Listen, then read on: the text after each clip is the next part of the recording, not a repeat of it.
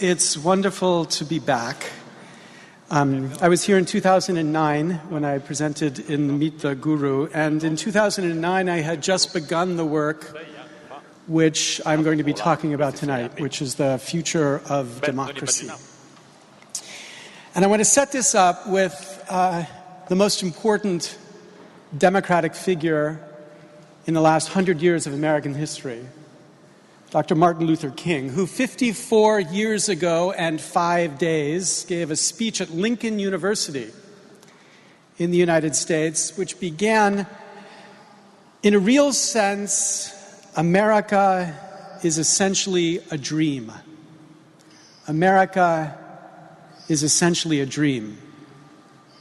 The substance of the dream is expressed in these sublime words, words lifted to cosmic proportion, that all men are created equal. Now, it's a sort of odd thing to imagine a black man in America celebrating words about the dream that all men are created equal. Because, of course, America was born a slave nation.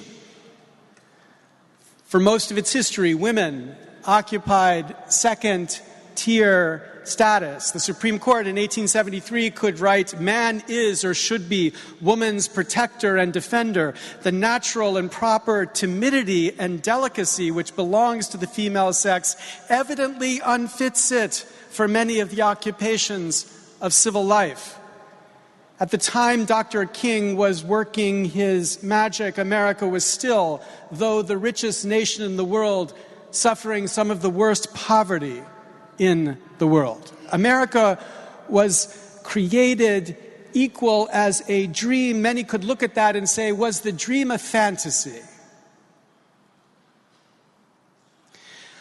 But what Dr. King could see as he looked back across American history was that every couple generations, about every 50 years, there's a fight in America, a fight for equality.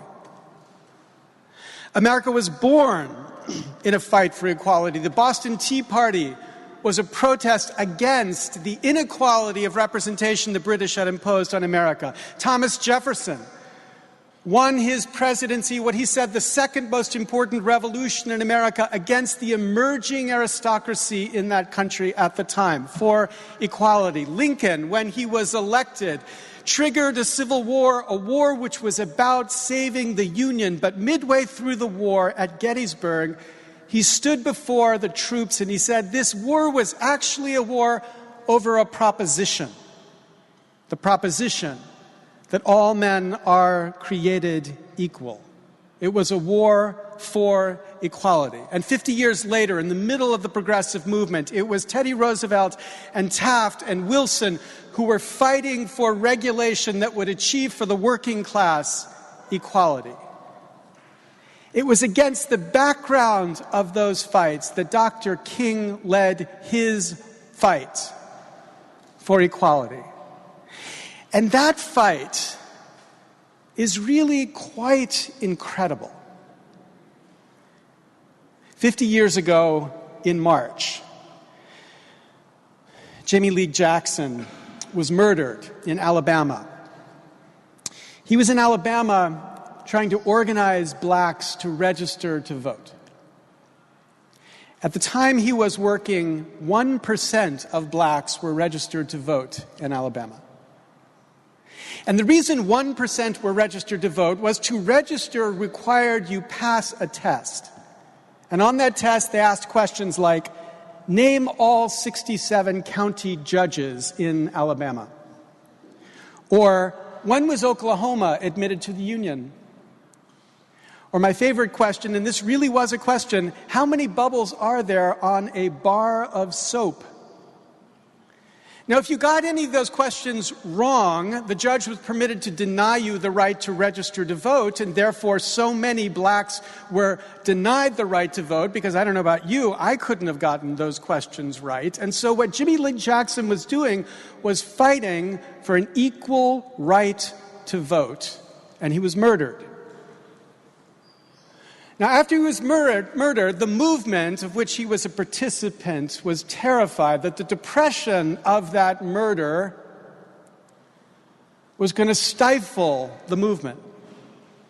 So James Bevel, who was the head of the Southern Christian Leadership Conference, said, we needed something in the movement to excite people, to give them hope again. So he announced a march that would go from Selma to Montgomery, 50-mile march, which he believed would, in its inspiration, inspire again the people of America to focus on this movement for equality. But of course, what happened in the first day of that march, something referred to as Bloody Sunday in America, is that those peaceful marchers were violently brutalized by Southern police officers who did not believe in the ideal of America, the ideal of equality. And as that blood spilled across the television sets around the world, America was finally inspired, to do something about this inequality. Literally almost 100 years to the day after Lincoln was assassinated, a formerly racist president of the United States could stand before the American Congress and declare, I speak tonight for the dignity of man and the destiny of democracy. And he spoke to establish the statute, the Voting Rights Act, which would finally achieve equality.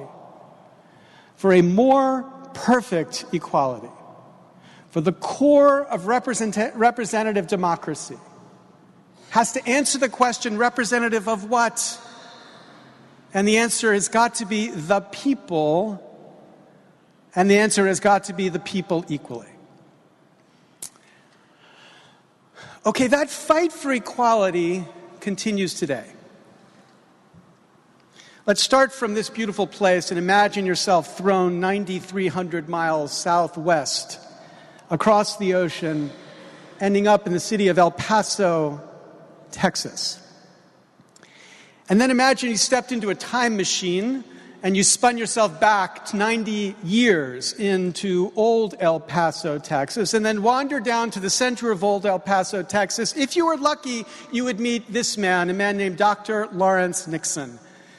Nixon was a physician. He moved to El Paso in 1910, and for every 2 years between 1910 and 1922, he walked down to his polling place, he paid his poll tax, and he voted.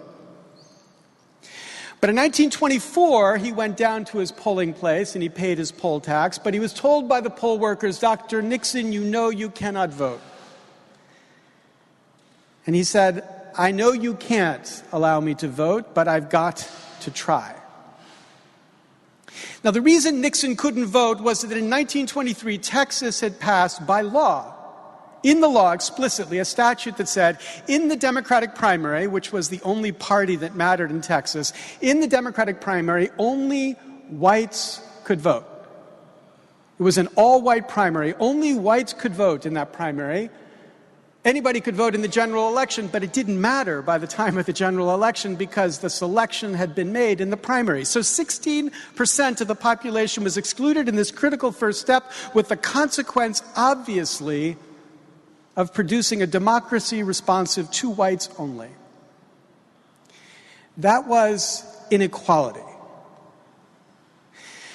Now, it turns out what Texas did was not particularly Texan. Instead, this was a trick well known by those who wished to defeat democracy, invented probably by a famous philosopher / criminal / political leader, a man named Boss Tweed, the head of Tammany Hall, which was a New York City political organization. Boss Tweed used to say, I don't care who does the electing, as long as I get to do the nominating. Okay, now this conception of democracy, we should give a name. Let's call it tweedism. And what tweedism is any multi-stage democracy where in the first stage the tweeds control the selection of the candidates, which then sets the platform for the public to be able to select in the final election. And the consequence of tweedism, obviously, is to produce a system responsive to the tweeds only. This, too, is inequality. Now, once I've described tweedism for you, you'll begin to see it everywhere. Think about Hong Kong over the last summer. Hong Kong, of course, turned out hundreds of thousands of people to protest a law, a proposed law which said the ultimate aim is the selection of the chief executive of Hong Kong by universal suffrage upon nomination by a broadly representative nominating committee in accordance with democratic procedures. A nominating committee selected the candidates that then Hong Kong would have the right to vote among. A nominating committee comprised of 1,200 people, which means out of a population of 7 million, is about 0.02% of Hong Kong. Okay, 0.02% is a really small number. See how tiny that is? It's really, really small. And if you think about how it stands in relation to the rest of Hong Kong, this is what 0.02% looks like. A tiny, tiny fraction that get to pick the candidates that the rest of Hong Kong gets to vote among. And the protesters' claim was that this filter was biased. As they said, it would be dominated by a pro-Beijing business and political elite. 99.98% would be excluded from this critical first step. That was inequality. The consequence of that inequality, obviously, was to produce a democracy responsive to China only. Okay, these cases are completely obvious. No one doubts they describe democracy defeated, fraud democracies. So why is this not obvious too? In America, we take it for granted that campaigns will be privately funded. But we can think of funding as its own contest, funding as its own primary. Members of Congress and candidates for Congress spend anywhere between 30 and 70% of their time raising money to get back to Congress or to get their party back into power, dialing for dollars, calling people all across the country, developing a sixth sense as they constantly learn what makes it easier to raise money and what will make it more difficult to raise money. They become, in the words of the X-Files, shape-shifters, as they constantly adjust their views in light of what they know will help them to raise money. Leslie Byrne, a Democrat for Virginia, describes that when she went to Congress, she was told by a colleague, quote, always lean to the green. Then to clarify, she went on, he was not an environmentalist. B.F. Skinner gave us this image of the Skinner box, where any stupid animal could learn which buttons it needed to push to get the sustenance it needs. This is a picture of the modern American congressperson. As the modern American congressperson learns what buttons he or she needs to push to get the sustenance his or her campaign needs to survive. This is a primary too. It is the money primary. It's not a white primary, it's the green primary. It is one stage in a multi-stage election, setting up the candidates that the rest of America gets to vote among. So in that primary, who are the funders? Well, in the last election cycle, 5.4 million Americans gave even $1 to any congressional campaign. The biggest funders gave more than $1. The top 100 funders gave as much as the bottom 4.75 million added together. But if we think about the relevant funders, the people who give enough to matter to the congressman as they're dialing for dollars, the people whose contributions are significant enough to count, we could say, let's think about those who give $5,200 or more. That's the maximum amount you can give to one candidate. Turns out in the last election cycle, 57,874 Americans gave $5,200. And if you're doing the numbers, you know that that turns out to be 0.02% of America. 0.02% of America are the relevant funders selecting the candidates that the rest of America gets to vote among. This is a tiny fraction of the 1%. We could say a Chinese fraction of the 1%, dominating this first stage with the consequence, obviously, of producing a democracy responsive to the funders only. It's a study that came from Princeton, which is a Harvard professor I'm not allowed to talk about, so put that off the stage for a second. This is the largest empirical study of actual policy decisions by our government over the past 40 years in the history of political science, relating those decisions to the attitudes of the economic elite, organized interest groups, and the average voter. So what they found is with the economic elites, as the percentage of economic elites supporting a policy goes up from 0 to 100%, the probability of that policy being enacted goes up as well. That's intuitive. That's the way you'd expect it to be. Same thing with organized interest groups. As more interest groups support a policy, the probability of that policy being enacted goes up. Here's the graph for the average voter. It's a flat line, literally and figuratively. What this is saying is, as the percentage of average voters supporting a policy goes from 0 to 100%, it has no effect on the probability that policy will be enacted. As they put it in English, when the preferences of the economic elites and the stands of organized interest groups are controlled for, the preferences of the average American appear to have a minuscule, near zero, statistically non-significant impact on public policy in a democracy, right? This is a democracy. This is our image. We the people, that's kind of America in the middle of the country, right? We the citizens are supposed to be driving the bus. This is the theory. This is the reality. The steering wheel has become disconnected from the wheels in the bus. We are not steering the bus anymore because we've allowed tweedism into the middle of the system and inequality. I'm not talking about wealth inequality, though of course tweedism creates wealth inequality. I'm not talking about race inequality or sex inequality. I'm talking about citizen inequality. This is what tweedism is. Okay, but here's the thing, because of course there's always a thing. We don't even see it. We don't even notice it. The thing about blacks 50 years ago is that they got it. They knew they were unequal. They got it in this division between the equals and unequals. They recognized they were the unequals, not just in voting, but in 1,000 contexts of their life. Their color helped them to see. But we don't even notice. We don't even see. We don't notice the inequality that has been introduced into our system. And by we, I mean especially us white guys. You know, I think women in American society are pretty well trained to focus on the inequality of that society. I think people of color in American society are exercised, they are practiced in recognizing the inequality in the society. But we white guys, we can't imagine that we are on the wrong side of the equality ledger. We can't believe that, in fact, the system has been built so that we are not the superiors, the equals. We don't get it that in this division between equals and unequals, we are anything other than equals. We can't believe it. But here's the fact. Here it's totally, absolutely, undeniably clear that we have allowed a fundamental inequality into this system. This is what tweedism is for us, for all of us, not the 99%, the 99.98% unequal.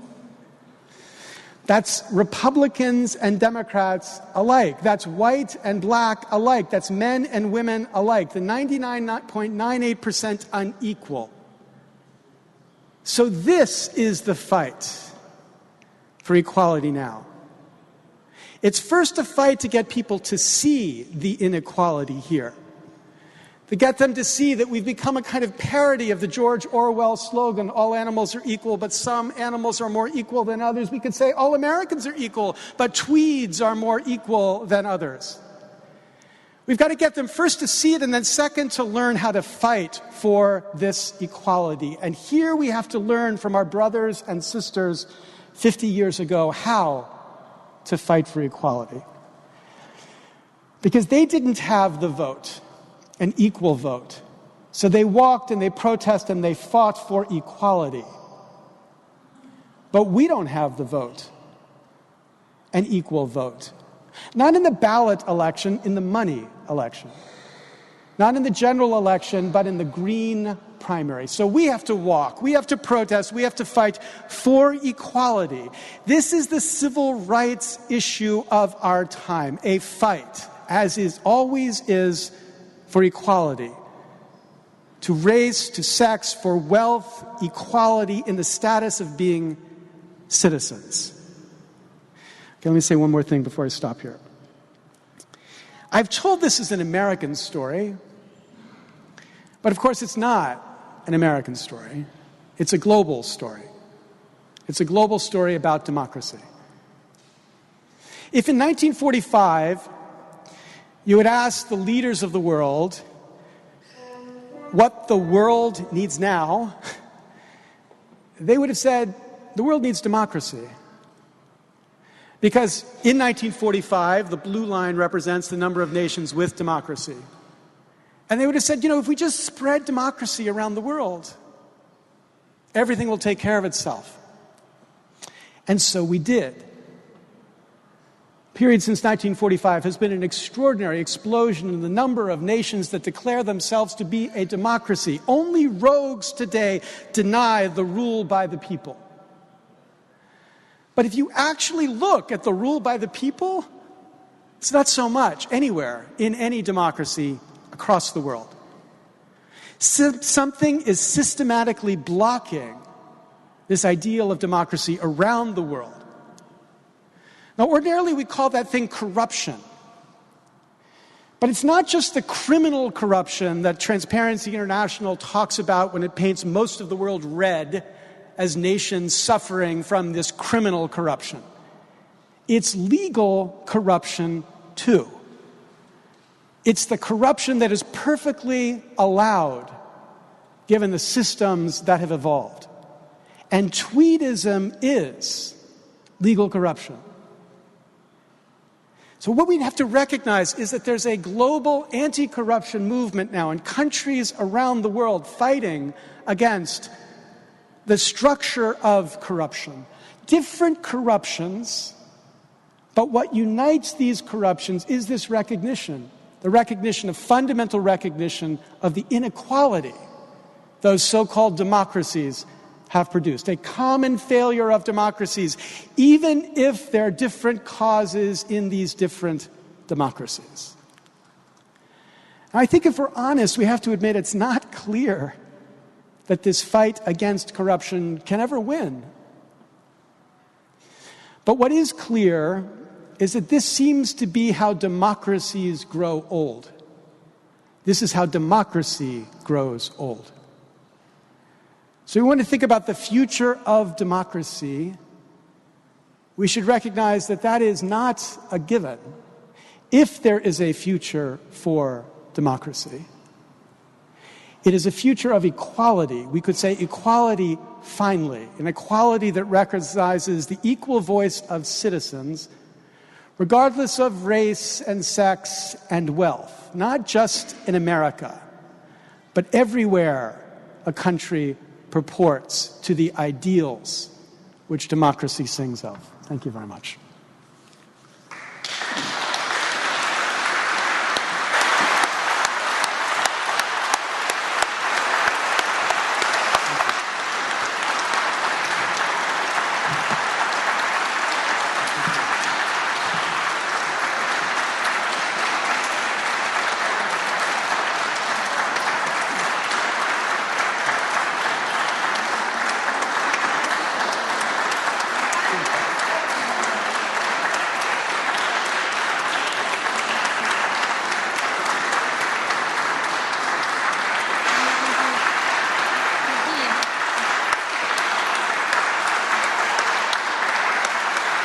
Thank you.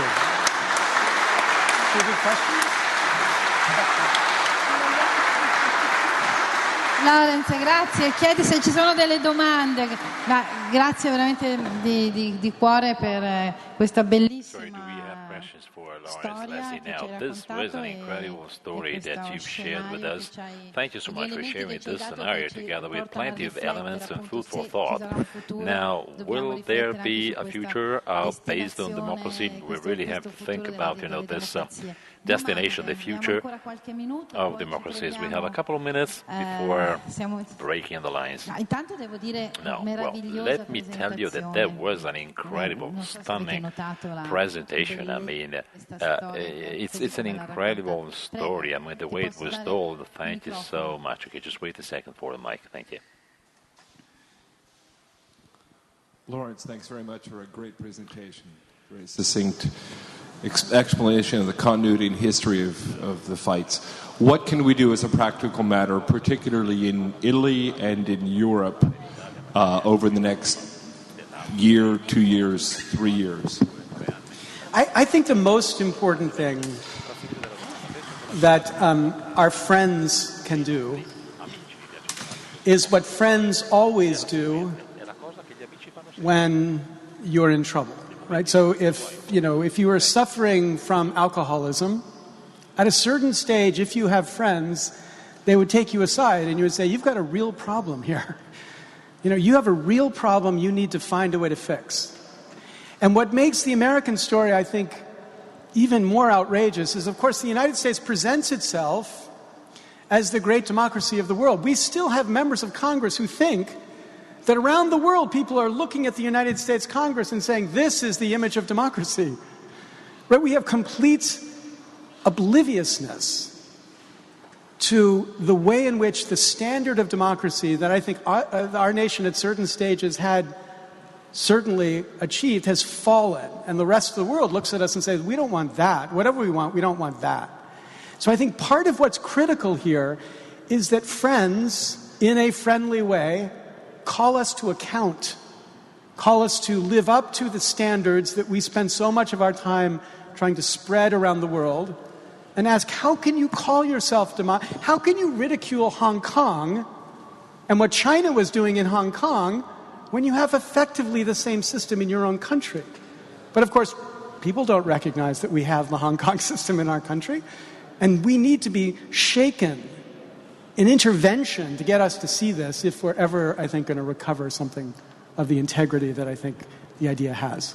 If I could add one point to it about Europe and other democracies, which we as Americans don't appreciate, tweedism is inherent in the system here because it is a parliamentary system. So you vote for a party.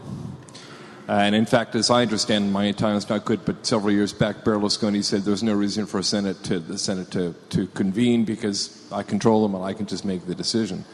So there's a risk you might want to consider in your research about Parliament as an inherent tweedism. Yeah, I wouldn't agree that that parliamentary systems are inherently tweedist. What I mean by tweedist is in the selection of a parliament, has the system distorted the process, so it's a tiny, tiny group who are controlling the candidates who therefore the rest of the public is to vote among. And I think in some democracies, Scandinavian democracies, you wouldn't say there is that kind of tweedism.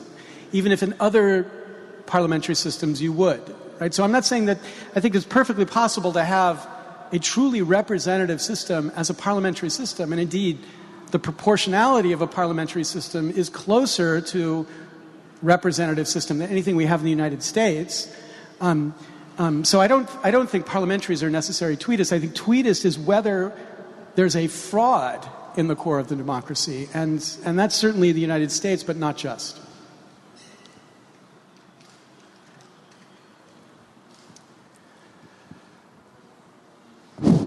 Okay. Hi, thank you for your great presentation. I would like to ask you if you think more or less which is the weight that the economical power imposes on the failure of democracy. Because coming from Europe, I'm a great believer of democracy, and coming from Italy, I'm a great believer of proportional democracy. So I think it's not a problem of democracy. The problem is that the wealth is maybe not redistributed or kept in few hands. So what is your point in this? Well, I certainly believe, and I'll only speak about the United States, I certainly believe that the United States has achieved a level of inequality which is destructive of the long-term health of the nation. It's radical inequality. That's something we haven't seen at this level since the beginning of the last century. And I certainly think that given the way we fund campaigns, business looks at politics as an effective way to get more money. One of the greatest American economists is actually an Italian economist, a guy named Luigi Zingales, who teaches a libertarian from University of Chicago, with a colleague wrote a great book, Saving Capitalism from the Capitalists. And the point of the book was when government gets in bed with business, it always is for the purpose of protecting business against the next generation's competitors, the next generation's innovators. So the solution to that problem is to make sure that government and business cannot collude to create crony benefits to the incumbents. And I think that's certainly true. And if we change the way we funded elections in the United States, it would be much harder for business to do that. Now, would they try to do it? Well, you know, the thing about business is it wants to make money. That's what it's there for. If it's easy to make money in government by getting special tax benefits, getting special protections, that's what they'll do. If it's hard to do it in government, then they'll go where they can do it easily. And hopefully that means the old-fashioned way by just innovating and creating great new products. So I don't think there's any necessity for business to want to corrupt government. If government is set up so that it's protected against that kind of corruption, business will go elsewhere, find other ways to make money. And that should be our objective. There are some people who look at the system and say, well, this just shows we've got to throw capitalism out, like get rid of capitalism. Now, I'm not there. That's not my position. My position is if we could end the corruption of government, then that would end the corruption of capitalism and government, and we would have a different kind of capitalism. It needs to be regulated, it needs to be controlled, but it wouldn't be the destructive form that I think now exists too much in the United States. Evening, sir, and thanks. My impression is that there's some kind of lack of new models of leadership, new leadership models. This is just my opinion. In case, what kind of role do you think the ongoing digital revolution might have in the next forthcoming future in, kind of favoring the birth of new leadership models which might be compliant with new models of fight which can lead to more equality and, in the end, democracy? Thanks. Yeah, that's a great question. You just think about the psychology of being a member of Congress. If you spend half your time sucking up to rich people, begging them for money, how can you turn around and be a leader? If all of your experience is learning how to be a supplicant, what is the capacity you've got left to be a leader in society, to think independently of power for a judgment about what makes sense? So as long as we fund the system the way the system's funded right now, that's the kind of leaders we will get. You're right. We will have leaders who there's a lack of imagination of what they can do because they are trained to be dependent on power, money power. And I do think that the internet is the only opportunity to create an equivalent power that could balance the power of this corrupted government in order to change the government. I'm not somebody who believes that the future will be a time when we all come home at night and vote on bills that are before Congress and that we will somehow have a direct democracy that will make everything great. I would be totally opposed to such a system. But I do think the internet gives us a capacity to mobilize, to take on this corrupted power. And in the United States, the internet is kind of on a roll. So, we stopped the SOPA-PIPA legislation. The internet rallied to force network neutrality as the policy of the FCC. We have slowed the process of TPP. Let's not see exactly where that is. We have succeeded in getting the expiration of the Patriot Act surveillance system. These are all totally unexpected results produced by mass organization in the internet. And, you know, I think that that pattern of activism is getting more and more robust. And as it develops, I hope eventually it pivots itself to the core problem of the democracy. Now, the reason why 8 years ago I gave up the work on the internet and copyright was that a friend, Aaron Swartz, who was the young internet activist who committed suicide about a year and a half ago. But he was the inventor of RSS. He was one of the founders of Reddit. He was an incredible, incredible activist.